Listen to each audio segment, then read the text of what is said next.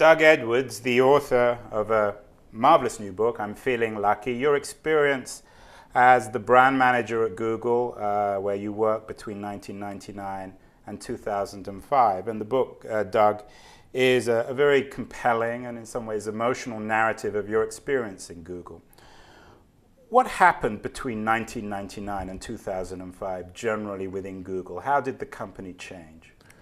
Well, there was, of course, a lot of growth in terms of the size of the staff. What was the size? You joined when there were 50 people. When you left in 2005, how many people were there? I think there were between 5,000 and 10,000 already at that point. And how many are there now? 25,000. So that's pretty massive growth. Yeah, it was, off the scale. And we were always trying to hire.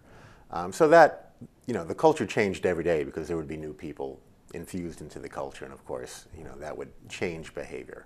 But as I detail in the book, there were a lot of technological challenges, each step of the way. There was gearing up for Netscape. There was gearing up for Yahoo. There was building the whole AdWords infrastructure to service America Online when they became a Google partner.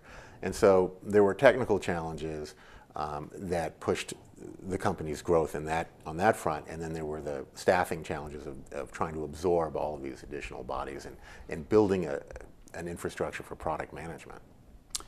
I got the sense from the book that towards the end you soured on the company. Is that fair? I read in one of the reviews that there was a touch of sour grapes. Well, not so much sour. You obviously been very successful. Yeah. I don't think you bear any personal animosity towards the company. But you soured on what had happened within the company, particularly in terms of how it saw itself and how it was organized. I think there's a natural evolutionary process in companies, in startups. Based on my experience at Google, I extrapolate to others, but I don't see how it could have happened much differently. They could not manage 5,000 people the same way they managed 50 people. And so there was going to be some layer of structure laid on top of what had been a very anarchic, chaotic, everybody do what they think is best, company style. So, to the extent that it wasn't as much fun in that environment as it was when everybody was more devil may care, yes, my attitude changed a little bit towards the company. Primarily when my boss, Cindy McCaffrey, left. Who replaced her? No one. No one at that time immediately replaced her.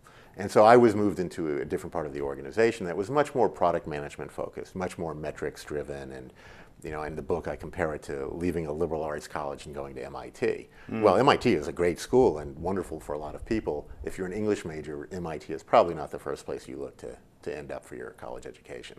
So it felt like a good time for me. I'd been working very hard for a long time. I had 3 kids at home. And it just seemed like the confluence of timing and events made it reasonable that I would leave. You were brought on by Larry and Sergey as a brand manager who would probably not make marketing the center of the company. What happened after Eric Schmidt became CEO and the adults came in, the grown-ups? How did marketing broadly within the company change? I had high hopes when Eric was hired because You sound as if you were disappointed. Well, he came out of Novell. He had been battling Microsoft, and I thought, oh, surely he'll understand the importance of doing marketing. And so you wanted someone to push the marketing side? It would have been nice to have a little bit more support with against the engineers. Well, not that I thought that we needed primacy over the engineers, just a little bit more, hiring capability and more resources available and so forth. And the first week Eric came in, he met with us and he said, we're not going to do trade shows, we're not going to do TV ads, we're not going to do any of these traditional marketing things, none of which we had done in the past. But he was reaffirming that we were going to stay the course. You wanted him to do those things? Not necessarily, but it was, my hope was that there would be maybe an opening to explore some different kinds of traditional marketing, and that was not to be.